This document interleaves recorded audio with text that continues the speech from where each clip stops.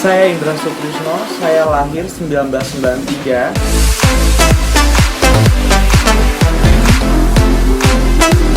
Saya bungsu dari 2 bersaudara. Perjalanan karir saya sangat benar-benar tidak segampang membalikkan telapak tangan. Karena saya bukan terlahir dari keluarga kaya. Saya bangga kepada ibu saya dan keluarga saya. Meskipun saya bukan dilahirkan dari keturunan kaya raya, tapi saya bisa menggapai semua mimpi-mimpi saya dan keluarga saya. Perjalanan karir saya pun sangat benar-benar gak gampang kayak gitu. Jadi semua mengajarkan arti apa namanya hidup, apa artinya mencari uang, kayak kehidupan seperti apa. Itu dari kecil saya sudah diajarkan hal-hal yang seperti itu. Ibu saya adalah seorang penjual sayuran kayak gitu. Dia bekerja, berusaha untuk menghidupi anak-anaknya gitu kan, karena mama itu kan udah cerai sama bapak saya, dan mama bekerja seorang single parent dari mulai dia dulu itu sebelum dia punya warung, dia itu jualan keliling, terus kemudian dari situ juga akhirnya kalau sore dia nyuci mobil ya, kakak saya yang gendong saya, terus mama bawa patroma gitu cuci mobil. Itulah yang menjadi diri saya, bahwa saya harus bisa sukses gitu loh, kayak gitu. Dari situ terbentuklah rasa saya untuk bisa menjadi seseorang yang kuat dalam keadaan apapun kayak gitu. Dan saya dari dulu selalu berpikir bahwa saya harus bisa lebih dari orang lain gitu. Dan saya tidak pernah underestimate dengan apa keadaan saya, keadaan latar belakang keluarga gitu. Saya selalu optimis bahwa saya pasti bisa. Banyak sekali sih cobaan, rintangan kayak baik eksternal maupun internal kayak gitu, dan tapi khususnya saya pribadi selalu percaya bahwa saya bisa kayak gitu. Dan alhamdulillah ya saat ini saya mempunyai beberapa usaha dengan orang mungkin melihatnya adalah saat ini, tapi di balik itu saya mau menceritakan tentang company profil saya pribadi seperti apa, kayak gimana perjalanan karir saya, kayak gitu. Perjalanan karir saya sebelum saya berada di titik saat ini. Sosok yang selalu menyemangati adalah keluarga bagiku gitu. Karena apalagi bagi aku tuh adalah mama ya. Itu kan melihat dulu pada saat dia banting pulang itu kan nggak ada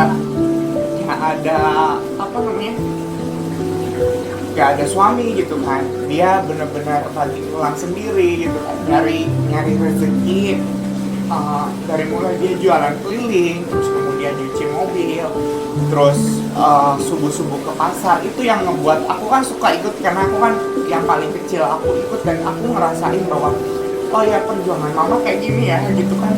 Nanti suatu saat aku bisa ada rezeki, aku bisa angkat derajat mama gitu kan, gitu kan. Dan itu yang buat aku untuk fight gitu loh, sampai pokoknya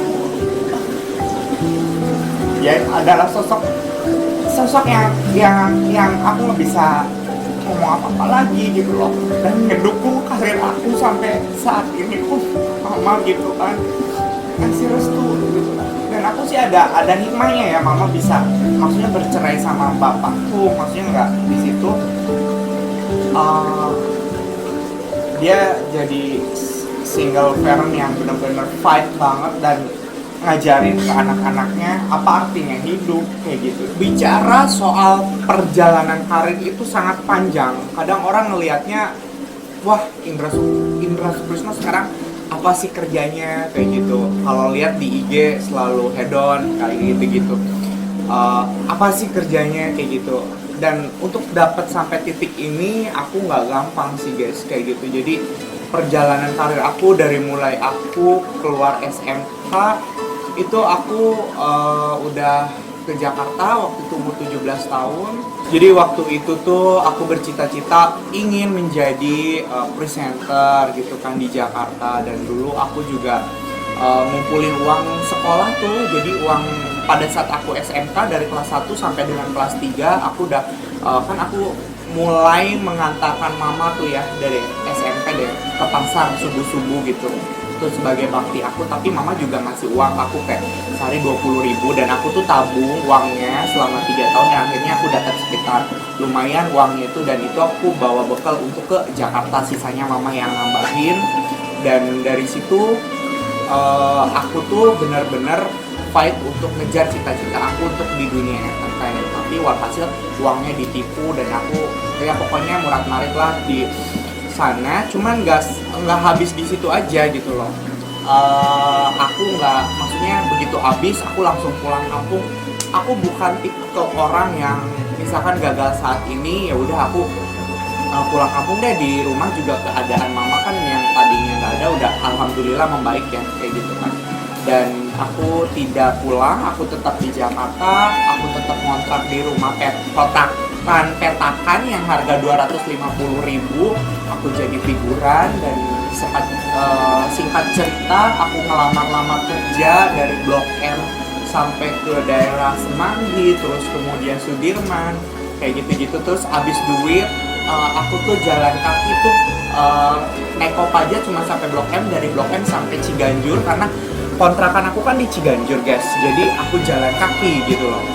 Aku jalan kaki dari Blok M sampai Ciganjur hampir setiap hari, dan ya udah nyari kerja nggak gampang banget ya. Dan aduh, tapi nggak sampai putus asa di situ aja gitu, bahwa aku nggak mau pulang ke kampung. Sebenarnya di kampung juga mama udah lumayan rezekinya gitu kan, dari warung yang tadinya jualan keliling akhirnya dia buka warung, dari situ kan udah lumayan. Nah, aku tetap berusaha bahwa aku bisa kayak gitu, dan akhirnya singkat cerita temanku lah ngajak aku pergi ke Cikarang. Jadi di Cikarang lah aku mulai karir, dari mulai aku jadi buruh pabrik waktu itu, buruh pabrik. Terus kemudian dulu tuh gaji cuman hanya 2.200.000 tahun 2011 itu ya kalau nggak salah, 2.200.000 gajinya. Dan aku tuh pengen kuliah gimana caranya kayak gitu kan.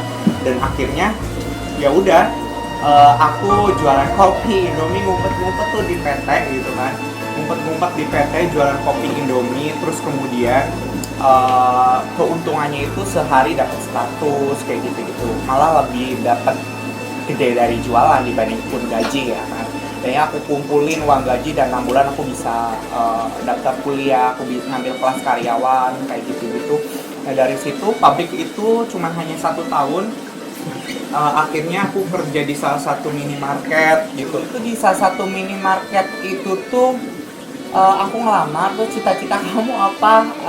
Tujuan kamu tuh apa ngelamar ke sini? Kalau yang lain kan ya biar cari pengalaman, penghasilan. Kalau aku cari pengalaman untuk bisa buka franchise di minimarket itu gitu kan. Sampai kayak HRD-nya itu kayak yang bener-bener ngenyeh gitu, kayak yang emang lo bisa kayak gitu kan, kayak gitu. Dari situ aku cuman hanya kerja sekitar 7 bulan. Akhirnya aku nyari-nyari kerjaan lagi, nggak dapet, dan aku jualan kosmetik guys, door to door ke kontrakan-kontrakan. Jadi buat makan, karena waktu itu masih lanjut kan kuliah kelas malam, kelas karyawan. Dan gimana caranya aku buat bayar kontrakan petakan aku, gimana caranya aku buat biaya hidup sehari-hari. Dan aku jual kosmetik sehari-hari ke kontrakan-kontrakan yang ada di situ. Perjalanan panjang, akhirnya aku ngelamar kerja juga. Ini ada bapak-bapak tuh di situ kok, dia bilang katanya, "Mas lagi nyari kerjaan?" Iya katanya, aku bicara, aku lagi nyari kerjaan gitu. "Oh kamu mau nggak jadi sales di properti?" "Oh mau banget pak, aku pengen banget, aku pasti bisa," kayak gitu. Dan singkat cerita di situ di interview bahwa aku nggak diterima karena aku nggak ada basically pengalaman di properti, dan aku juga cuma hanya lulusan SMK pada saat waktu itu gitu.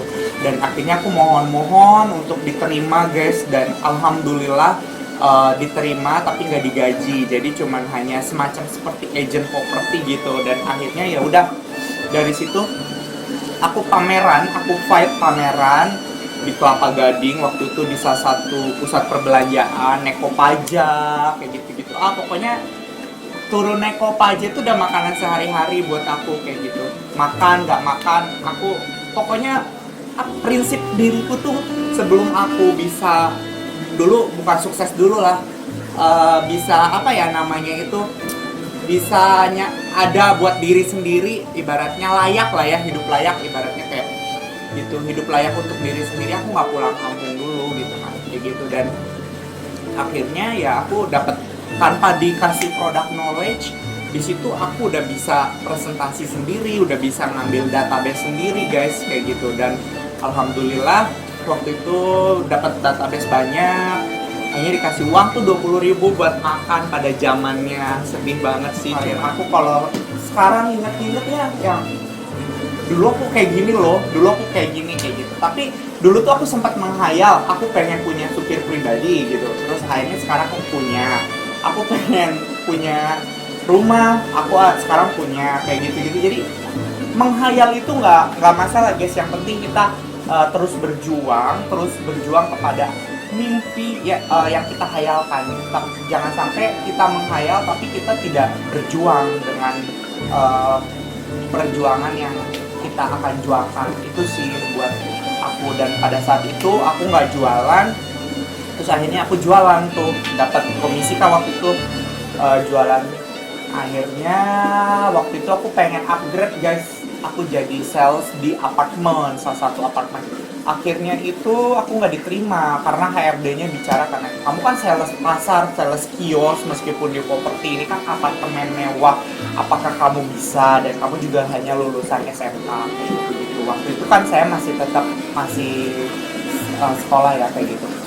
Nah terus dari situ aku nggak underestimate dengan keadaan aku gitu loh. Dan aku hanya percaya bahwa aku mempunyai kemampuan gitu. Jadi aku punya kemampuan bahwa aku tuh bisa gitu menjadi salah seorang sales property. Aku tuh bisa presentasi gitu, dan aku juga tahu product knowledge-nya gitu kan kayak gitu-gitu. Dan akhirnya nggak diterima guys kayak gitu, nggak diterima.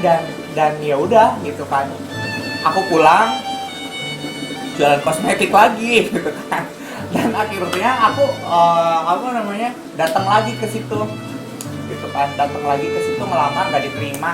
Datang lagi ke situ, ketemu sama GM-nya, aku ceritain tentang hidup aku pada saat aku di Jakarta seperti apa. Akhirnya GM-nya tuh tertarik gitu loh, bahwa oh ya ini bagus banget gitu loh, kayak aku ngejual ceritaku gitu. Dan akhirnya ya udah, nanti dipanggil katanya. Akhirnya Lebaran aku pulang kampung tuh guys. Jadi pulang kampung naik bisnya itu nggak ada AC-nya, bis ke kampung lah ya. Dulu tuh Cipali itu belum jadi kita masih ke tol Pantura, dan dari Cikarang sampai ke kampung saya Kuningan Jawa Barat itu cukup lumayan lama, hampir 6 jam ya kayak gitu macet kayak, karena kan di Pantura, dan waktu itu Lebaran lah ya, mudik biasa.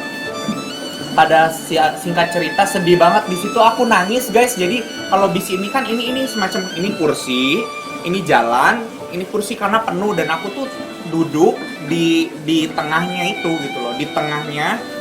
Dan aku duduk di tengahnya situ kayak gitu. Dan ya Allah, bayangin 6 jam dan panas banget karena di mesin kan, kayak sedih banget di situ. Aku cuman ngelucurin air mata. Gak enak banget sih jadi orang yang maksudnya serba kekurangan pada saat zaman itu. Dan itu nggak ngebuat aku underestimate, malah ngegebu-gebu bahwa aku pasti bisa untuk pecahkan semua kekurangan aku ini gitu loh. Akhirnya ada telepon tuh bunyi dari si apartemen yang menghubungi aku waktu aku ngelamar 3 kali ditolak gitu kan. Akhirnya, oh kamu Indra, dan boleh kamu untuk datang kayak gitu kan. Nah ini aku ya udahlah, aku nangis kan ke mama. Dan ini adalah sesuatu kesempatan aku membuka pintu rezeki aku pertama kalinya gitu loh. Gimana caranya aku bisa mencetak uang gitu kan, untuk bisa mengangkat derajat diriku, keluarga aku kayak gitu. Dan akhirnya ya udah, aku berjuang kerja, sebarin brosur, terus kemudian itu namanya canvassing ya kalau dulu.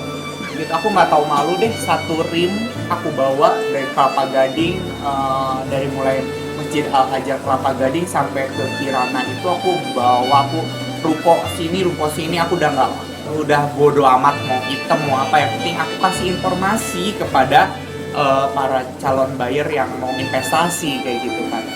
Itulah, dan pada saat itu aku nggak jualan. Bulan pertama, kedua, ketiga aku nggak jualan. Terus kemudian aku udah mau di-cut tuh karena kan digaji. Dan akhirnya aku dikasih kesempatan 1 minggu lagi, dan alhamdulillah closing pertama aku gitu. Dari situ aku nangis lagi, dan ya Allah gitu kan, alhamdulillah kayak gitu. Waktu itu ada Best Sales Award kalau nggak salah.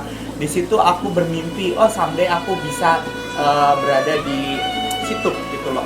Someday aku bisa berada di situ, naik, dikasih penghargaan bahwa kamu adalah Best Sales of the Year kayak gitu. Dan mimpi itu jadi kenyataan, aku raih selama tahun 2014 aku bisa mendapatkan gelar itu kayak gitu. Dan waktu itu ada Jakarta Property Expo, dan di situ aku udah mahir sekali presentasi, dan aku nggak bener-bener biasanya kalau Jakarta Property itu kan seluruh sales di tanah air kan hadir, dan di situ aku bener-bener yang fight banget dari pagi sampai jam 9. Aku bener-bener nyari database, cari klien, presentasi sampai mulutku berbusa-busa kayak gitu, menggebu-gebu. Dan akhirnya alhamdulillah selama 10 hari aku dapat komisi 80 juta guys kayak gitu. Itu singkat cerita aja kayak gitu. Itu akhirnya aku dapat best sellers setiap tahun komisiku makin banyak. Dari situ akhirnya aku buka usaha sama kakakku yang menjalankan. Kakakku soalnya berada di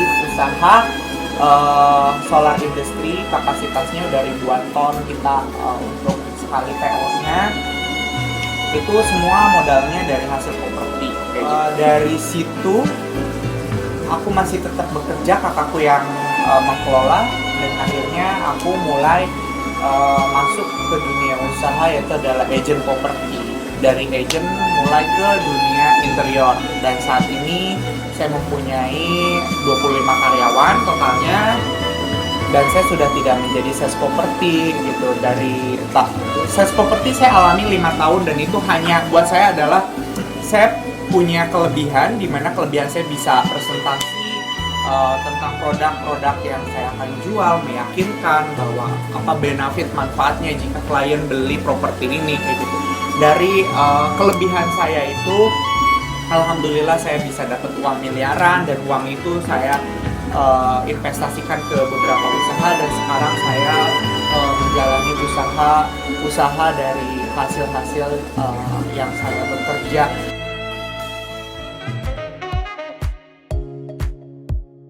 Support dari keluarga, terutama dari mama ya, sebagai orang tua yang sangat saya benar-benar luar biasa lah, yang supportnya dari mana kayak gitu. Keluarga juga sangat mendukung saat ini ya, support untuk beberapa, karena aku kan sering sharing guys, jadi sering sharing bahwa aku mau ini, dan selama positif keluarga selalu nggak pernah yang nggak boleh kayak gini-gini, sayang nanti kamu kan nyari uang dari nol kayak gitu, nanti takutnya habis kayak gitu. Nggak pernah, alhamdulillah ya, kayak saat ini saya mau ada usaha baru, dan keluarga tuh malah kayak ngedukung, dan ya semoga dari usaha baru ini bisa menjadi berkat buat banyak orang kayak gitu kan. Karena kan niatnya saya itu untuk buka usaha, saya usaha bukan karena buat diri saya pribadi, saya bisa hedon, menikmati liburan mewah, beli branded, ataupun beli properti, ataupun jalan-jalan ke luar negeri dan lain sebagainya lah, whatever kayak gitu. Tapi saya memang mementingkan untuk berbagi berkat buat banyak orang, karena bagaimana caranya kita bisa bermanfaat untuk umat manusia lainnya gitu. Dulu pernah pada saat gini guys, aku tuh mau ngelamar dari Jakarta ke Cikarang, itu kan ngelamarnya itu kan pakai calo gitu kan, jadi iya bener serius, jadi pakai calo gitu ngelamar ke pabrik, karena kan zaman dulu juga nyari kerjaan gak gampang banget kayak gitu kan. sampai pakai hitam putih, ngantri, berkumpul-kumpul kayak gitu, panas-panasan. Itu juga ngalamin berapa kali ditipu. Itu mama kayak sempat sampai jual perhiasannya kayak gitu, sampai jual perhiasan. Padahal kan dia juga maksudnya ngumpulin uang dari hasil dia jual warung itu, sedikit-sedikit dia sisihin untuk beli kayak perhiasan kayak gitu. Dan itu aku pinjem dulu, dia sampai ngejual berapa kali gitu kan. Aku ditipu hampir 10 jutaan kayak gitu. Dan ya orang tua ya untuk anaknya gitu. Selagi itu anaknya juga, saya dipakai bener untuk kerja, dan dia nggak yang dan yang paling luar biasa dari sosok mama itu, dia nggak pernah minta apapun ya. Saat ini aku udah berada di titik saat ini pun nggak pernah minta ini itu. Jadi yang itu sangat luar biasa banget sih kayak gitu. Kalau untuk saat ini aku sangat benar-benar terima kasih, terutama kepada Allah Subhanahu wa Ta'ala yang ngasih semua berkahnya berlimpah kepada aku dan keluarga, terutama berkah kesehatan ya guys. Bukan hanya rezeki aja, tapi kesehatan, terus kemudian kelancaran dalam hal kita bekerja, dalam hal kita baik eksternal ataupun internal, semua diberikan kelancaran. Doa kita kan setiap hari hanya itu kan kayak gitu. Kalau masalah rezeki itu kan sebenarnya memang rezeki juga penting ya kayak gitu, tapi yang pertama adalah kita tidak ada masalah dengan siapapun, terus juga sehat kayak gitu. Nah itulah yang saya nggak bisa ngomong nggak bisa diungkapkan dengan kata-kata sih kayak gitu. Jadi ya kata-katanya makanya selalu bersyukur dalam keadaan apapun. Pada saat kondisi usaha saya sepi ataupun kondisi apapun, saya selalu bersyukur. Yang penting intinya diri saya masih bisa diberikan kesehatan, sehingga kalau saya sehat, kita masih bisa berpikir untuk kita harus melakukan apa lagi kayak gitu. Dan saya juga berterima kasih kepada doa-doa pada semua orang-orang yang sudah mendoain saya kayak gitu sampai saya berada di titik saat ini. Untuk harapan sendiri, saya saat ini berharap banyak banget gitu kan. Kalau untuk masalah saya, saat ini saya kan baru 27 tahun, dan untuk masalah harapan nikah belum ada. Karena buat saya sih nikah itu nanti dulu lah, karena saya masih ingin terutama di usaha menjadi usaha yang lebih bermanfaat lagi untuk banyak orang kayak gitu. Intinya ingin usahanya lebih besar lah, kasarnya seperti itu. Dan saat ini lagi mau buka usaha baru kayak gitu kan. Yang lain kan udah berjalan, dan yang baru ini semoga mempunyai harapan yang cukup lumayan besar untuk banyak orang kayak gitu sih. Terus juga masih tetap aku yang dulu, yang tetap orang kampung gitu. Dan yang ngebedain adalah sekarang hanya dikasih titipan rezeki kayak gitu aja sih guys. Kalau untuk pesannya banyak gak ya?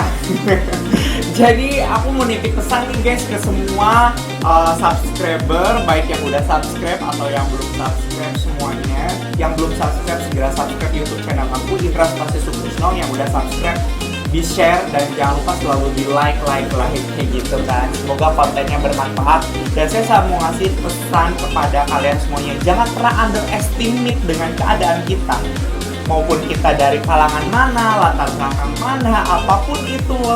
Pokoknya kita harus selalu positif, bahwa di otak kita tuh kita kacamata kuda positifnya, bahwa kita bisa menggapai lurus mimpi kita. Meskipun di sini ada jurang, ada kerikil, ada highway, tapi kita mampu bisa melewatinya. Memang saat ini ngomong seperti ini gampang, tapi intinya mungkin pada saat nanti kalian semuanya ngalamin yang namanya proses progres, kalian tuh selalu ingat kata-kata saya, karena saya pribadi pun selalu kacamata kuda dan selalu lurus kepada tujuan dan mimpi saya, dan sampai saya bisa berada di titik saat ini guys kayak gitu. Jadi jangan pernah putus asa mengeluh, karena bukan hanya kalian, 261 juta penduduk Indonesia semuanya punya cerita berbeda-beda.